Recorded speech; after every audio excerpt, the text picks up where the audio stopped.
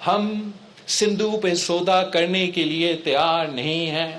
جنگ لڑنا پڑیں گے تو جنگ لڑنے کے لیے تیار ہے. گلگت بلتستان آزاد کشمیر سے لے کے لاڑکانوں تک کے عوام تیار ہے کہ ہم مرسو مرسو سندھ نہ دیسو ہمارا نعرہ ہے پورا ملک کے لیے. اور مرسو مرسو سندھو نہ دیسو، جس کا مطلب ہے مروں گا مگر سندھو پہ کمپرومائز نہیں کروں گا، سنتاس معاہدہ پہ ہم کمپرومائز نہیں کروں گا. اور اس میدان میں بھی انشاءاللہ تعالی ہم مودی سرکار کو انڈس واٹر ٹریٹی کے جو میدان ہے اس میں بھی ان کو ناکام کروائیں گے.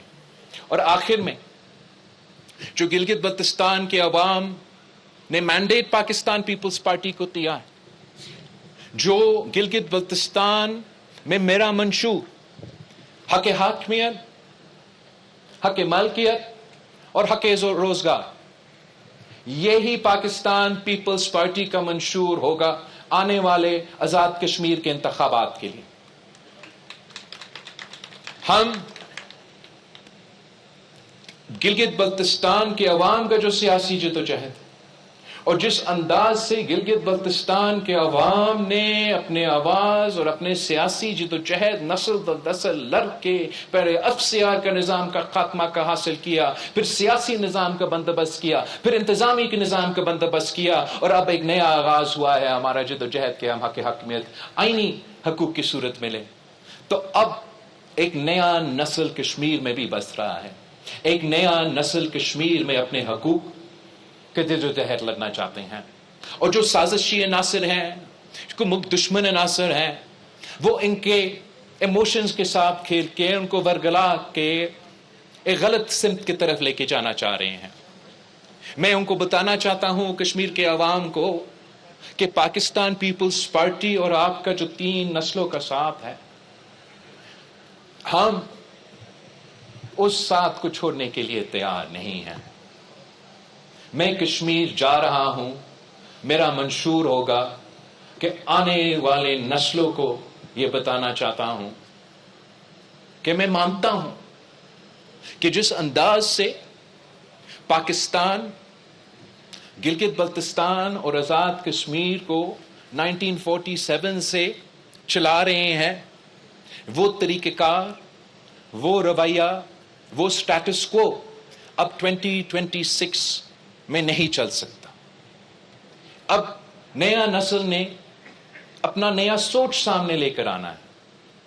کسی ایک کشمیری، کسی ایک گلگت بلتستان کا شہری اور کسی ایک پاکستان کا شہری عالمی سطح کا کشمیر کے جدوجہد پہ کمپرومائز کرنے کے لیے تیار نہیں. اور ہمارا عالمی جدوجہد کو برقرار رکھتے ہوئے، پورا تحفظ دلواتے ہوئے، یہ بات کرنا تو ہمارا اور آپ کا اور ہر شہری کا حق ہے کہ اسی دائرے میں رہتے ہوئے، کشمیر کا جدوجہد کو تحفظ دلواتے ہوئے، کیا یہ ممکن نہیں کہ ہم عبوری طور پہ گلگت بلتستان اور آزاد کشمیر میں رہنے والے لوگوں کو مزید حق حاکمیت دلوا دے، مزید حق ملکیت دلوا دے، ان کی امیدوں کے مطابق حق روزگار دلوا دے؟ میں سمجھتا ہوں کہ یہ ممکن ہے.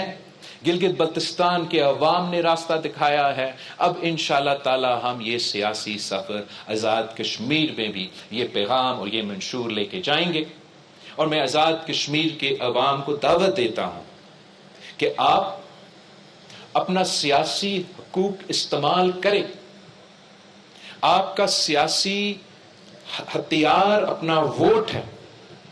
مجھے بہت افسوس ہو رہا ہے کہ کچھ جماعتوں نے یہ اعلان کیا کہ وہ انتخابات میں حصہ نہیں لیں گے. آپ حصہ لو، انتخابات میں شامل ہو. پاکستان پیپلز پارٹی کا منشور یہ ہے، دوسرے جماعت اپنے منشور لے کر آئے. ہم دیکھتے ہیں کہ آزاد کشمیر میں آزاد کشمیر کے عوام کیا فیصلہ کرتے ہیں.